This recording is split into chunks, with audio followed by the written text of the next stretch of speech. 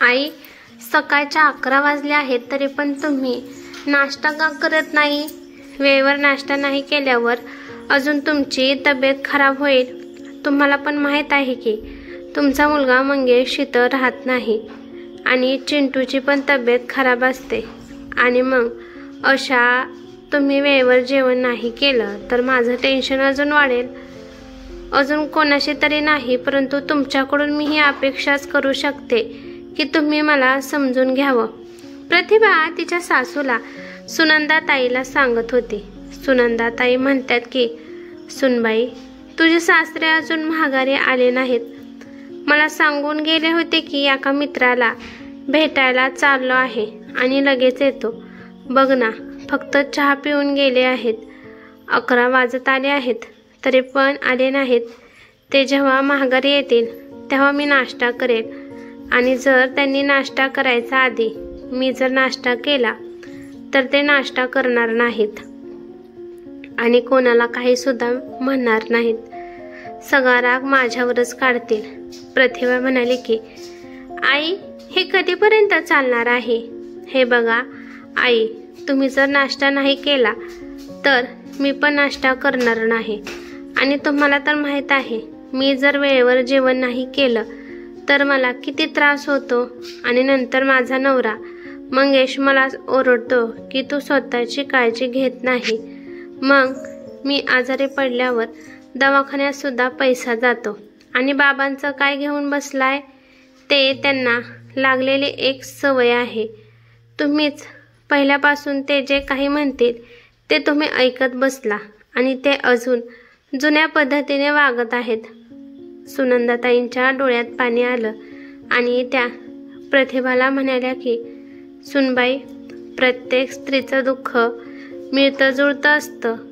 फक्त चेहरा आणि नात्याचं नाव बदललं जातं. देवाने हे तरी चांगलं केलं की माझा मुलगा मंगेश बाहेर शिकून मोठा झाला आणि नोकरी पण करत आहे. जर त्याच्या बाबाच्या सानिध्यात राहिला असता तर तो पण नक्कीच तुझ्या सासऱ्यांसारखा बनला असता. अगं, तू आल्यापासून तर तुझे सासरे जरासे बदलले आहेत.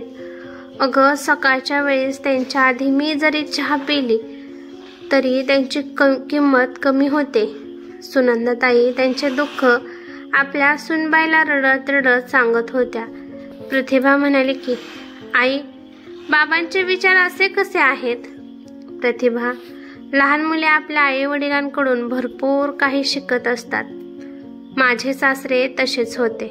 सुनंदाताई सांगत होत्या की माझे सासरे जर न जेवता बाहेर कुठे गेले तर माझी सासू सुद्धा दिवसभर तशीच उपाशी राहत होती.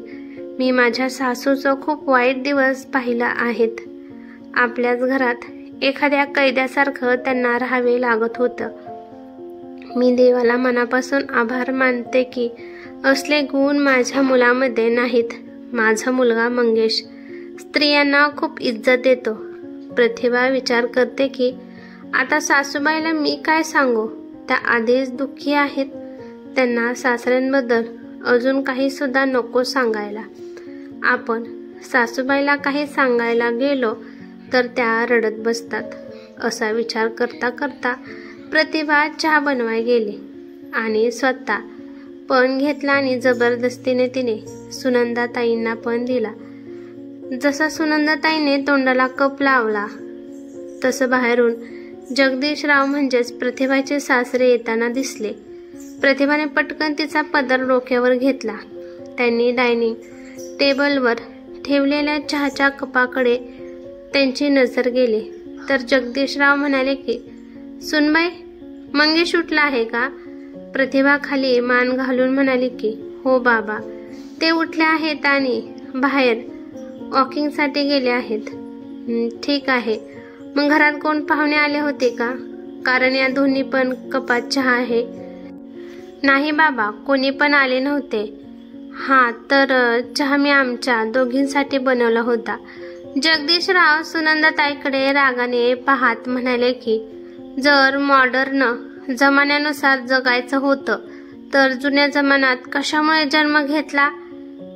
चहाच कशाला पित असते? जेवण सुद्धा करत जा. मी जेवण केलेलं आहे का नाही, तुला काय फरक पडणार आहे?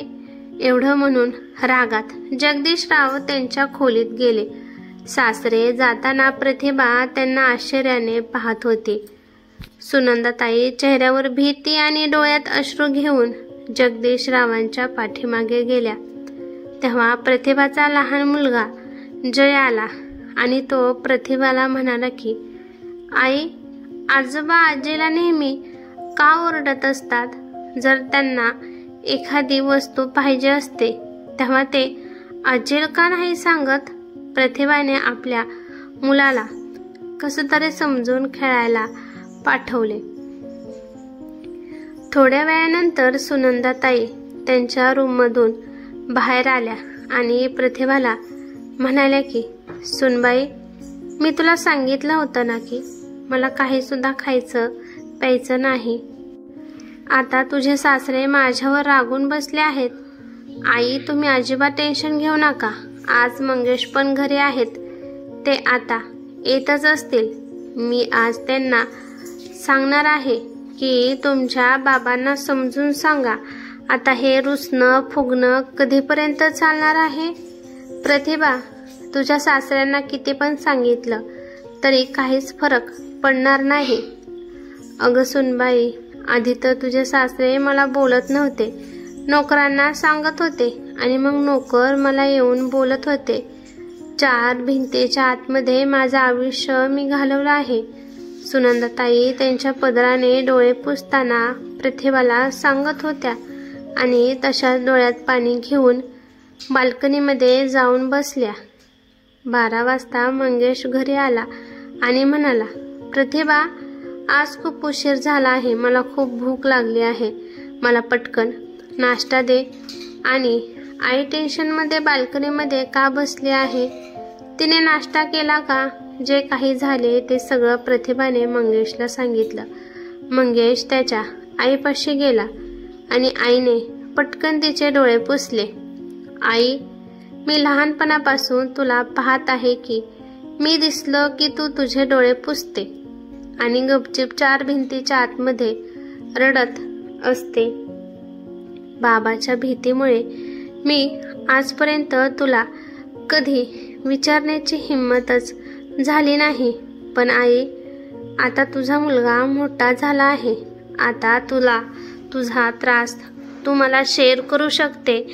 आपल्या मुलाचं प्रेमळ बोलणं ऐकून सुनंदाताई मोठमोठ्याने रडू लागल्या. तिथं प्रतिभा पण आली आणि ती सासूबाईला शांत व्हा म्हणून सांगत होती. सासूबाई, तुम्ही जर अशा वागल्या तर मला हिंमत कुठून येणार आहे? मंगेश आपल्या आईला म्हणतो की, आई, हे आता फक्त शेवटचं. यापुढे तू बाबांमुळे कधीच डोळ्यात पाणी आणायचं नाही आणि मी आणून पण देणार नाही. मंगेश प्रतिभाला म्हणाला की, प्रतिभा, खूप वर्ष झाला आपण एकत्र जेवण केलं नाही. आज डायनिंग टेबलवर सगळ्यांचे जेवण वाढ आणि मी आताच येतो. असं म्हणून मंगेश जगदीशरावांच्या खोलीमध्ये गेला. जगदीशराव खुश होऊन पेपर वाचत होते, जसं काही झालं नाही. मंगेश आपल्या वडिलांना म्हणाला की, बाबा, तुम्ही पण नाश्ता केला नाही. आज मला येण्यासाठी उशीर झाला. प्रतिभा मला म्हणाली की बाबांनी पण नाश्ता केला नाही. चला, आपण दोघे मिळून नाश्ता करू. जगदीशराव म्हणाले की जर घरातल्याच बायांनी पुरुषांच्या आधी सगळे जेवण उष्ट केलं असेल तर आपण जेवून काय फायदा आहे? नाही बाबा, कोणी सुद्धा काही खाल्लं नाही. त्या दोघींनी चहा केलता, तो पण चहा तसाच आहे. जेवण वाढलं आहे. चला, आपण जेवण करू. मंगेश आपल्या वडिलांना समजावून डायनिंग टेबलवर आणतो. सगळ्यांसाठी पाने वाढली. जगदीशराव आणि मंगेश पण बसले. तेव्हा प्रतिभा सुनंदाताईंना घेऊन आली आणि डायनिंग टेबलच्या खुर्चीवर त्यांना बसवलं. सुनंदाताईंना त्यांच्या शेजारी बसलेलं पाहून जगदीशराव उठले आणि जायला निघाले. मंगेश म्हणाला, काय झालं आहे बाबा, तुम्ही कशामुळे उठला? जगदीशराव म्हणाले, जर स्त्रिया पुरुषांबरोबर जेवायला बसत असतील तर समजून जायचं की घराचा सत्यानाश होईल. प्रतिभा म्हणाली की बाबा मला माफ करा, पण जर ती स्त्री तुम्हाला स्वयंपाक बनवून तुम्हाला खायला देत असेल तर घराचा सत्यानाश होत नाही का? बाबा हे तुमचे जुने विचार कधी सुटणार आहेत? जर घरातली स्त्री शारीरिकदृष्ट्या चांगली नसेल तर घरातली सगळी जिम्मेदारी एका पुरुषावर पडते आणि मग तो पुरुष सगळी जिम्मेदारी कसा पार पाडू शकतो? बाबा तुम्ही काही न खाता तसंच घराच्या बाहेर जाता. बिचारी आई तशीच तुमची वाट बघून न जेवता दिवसभर उपाशी राहते आणि तुम्ही कधीच आईंना मोकळेपणाने बोलत नाही. जर तुम्हीच काही नाही बोलला तर त्यांचं दुःख कोणाला सांगणार आहेत? जगदीशराव म्हणाले की सुनबाई मला तुझ्यासोबत बोलायचं नाही. मंगेश म्हणाला की बाबा आपण घरात 5 जण राहतो. जर एकाच फॅमिलीमध्ये राहत असल तर पण आपण एकमेकांना बोलायचं नाही का? बाबा हा जुना जमाना झाला की स्त्रिया आधी पुरुषांना जेवण देत होत्या आणि नंतर त्या जेवत होत्या.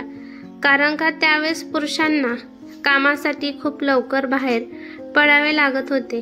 त्यामुळे आधी स्त्रिया पुरुषांना जेवण देत होत्या आणि नंतर त्या जेवत होत्या. बाबा जर आजच्या जमान्यात एक स्त्री घरातील सगळ्या जिम्मेदाऱ्या पार पाडू शकते. जर मी इथं नसताना प्रतिभा तुमचा, आईचा आणि घराचा आणि माझ्या मुलाचा सगळ्यांचा भार घेते. बाबा स्त्रियांची सुद्धा कामे सोपी नसतात.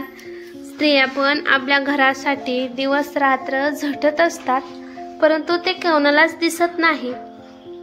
मंगेशच्या बोलण्यावरून जगदीशरावांनी जेवण केलं आणि गपचूप त्यांच्या खोलीमध्ये निघून गेले. जेव्हा सुनंदाताई त्यांच्या रूममध्ये आल्या तेव्हा त्या गपचूप खाली अंथरूण टाकून झोपू लागल्या. जेव्हा जगदीशराव उठून बसले तर सुनंदाताई पण पटकन उठून बसल्या. जगदीशराव सुनंदाताईकडे पाहत म्हणाले की तू खरंच माझ्यामुळे तुला एवढे वर्ष खूप त्रास झाला आहे? सुनंदाताई म्हणाल्या की नाही हो, त्रास काही झाला नाही, परंतु एकटेपणा फार जाणवला. तुम्ही मला कधीच सरळ बोलत नाही. तुम्ही नेहमी माझ्यापासून लांब लांब राहत होता आणि छोट्या छोट्या गोष्टीसाठी तुम्ही माझ्यावर नाराज होत होता आणि त्यामुळे मला कधी कधी खूप त्रास होत होता. तरी पण मी खुश होती कारण तुम्ही खुश होता म्हणून. पण एवढ्या वर्ष झाले पण माझ्यामुळे तुमच्या चेहऱ्यावर मी कधीच आनंद पाहिला नाही. असं म्हणून सुनंदाताई रडू लागल्या. तेव्हा जगदीशरावांना कळले की खरंच आपण सुनंदाला किती त्रास दिला आणि किती वर्ष तिने एकटेपणात घालवले. आपण कमीत कमी बाहेर फिरायला जातो, परंतु 4 भिंतीच्या आतमध्ये सुनंदा एकटीच राहत होती. आज सुनंदामुळे माझे डोळे उघडले. तिने मला सांगितले की तुझे दुःख किती आहे. नाहीतर जेवढे आयुष्य राहिले आहे तेवढे आयुष्यभर मी तुझा दोषी म्हणून राहिलो असतो. पण आजपासून मी नक्कीच प्रयत्न करेन की जेवढं आपलं आयुष्य राहिलं आहे तेवढं मी तुला आनंद देईल. जर यानंतर तुला भूक लागली तर तू बिनधास्त खाऊ शकते. माझी वाट विनाकारण पाहत जाऊ नकोस. स्वभावाला बदलणं खूप अवघड आहे, परंतु मी नक्कीच प्रयत्न करेन. एवढं म्हणून जगदीशराव झोपी गेले. दुसऱ्या दिवशी जगदीशराव बाहेर वॉकिंगसाठी निघाले. सुनंदाताई आशेच्या नजरेने जगदीशरावांकडे पाहत होत्या. जगदीशराव सुनंदाताईकडे हसत म्हणाले की मला येण्यासाठी उशीर होईल, तू चहा पिऊन घे. एवढं म्हणून ते निघून गेले. सुनंदाताई खूप खुश झाल्या. प्रतिभा म्हणाली की आई, बाबांमध्ये परिवर्तन झाले आहे. उद्यापासून बाबांसोबत तुम्ही सुद्धा वॉकिंगसाठी जात जावा. त्यामुळेच तुम्ही दोघे तुमच्या मनातल्या सगळ्या गोष्टी शेअर करचाल. सुनंदाताई प्रतिभाला म्हणाल्या की सुनबाई, तुझं कोणत्या शब्दात आभार मानू हेच मला कळत नाही. सासू आपल्या मुलीचं सुनाचं संसार व्यवस्थित करते, पण तू तर मला एवढ्या म्हातारपणात माझा संसार बसवून दिला आहेस. तुझ्यामुळे मला नवीन आनंद मिळाला आहे. प्रतिभा म्हणाली की आई, तुम्हीच म्हणता ना, जर एक स्त्री एका स्त्रीकडे स्त्रीच्या नजरेने पाहत असेल तर या जगात सगळे सुखी राहतील. सासूबाई, मी तुमच्याकडे सासू म्हणून कधीच पाहिलं नाही. तुम्ही मला आई समान आहात. जर सासू आपल्या सुनेचे डोळे पुसू शकते तर सून का नाही आपल्या सासूचे डोळे पुसू शकत? जर आपण हसून खेळून एकत्र परिवारात राहिलो तर आपल्या आयुष्यात दुःख कधीच येणार नाही. आणि आई, तुम्ही जे आयुष्यभर दुःख झेललेलं आहे ते दुःख आता तुम्हाला स्पर्श सुद्धा करणार नाही. ही कथा कशी वाटली ते मला कमेंट करून नक्की सांगा. कथा आवडली असेल तर लाईक शेअर नक्की करा आणि चॅनलवरती नवीन असाल तर चॅनलला सबस्क्राईब करा. धन्यवाद.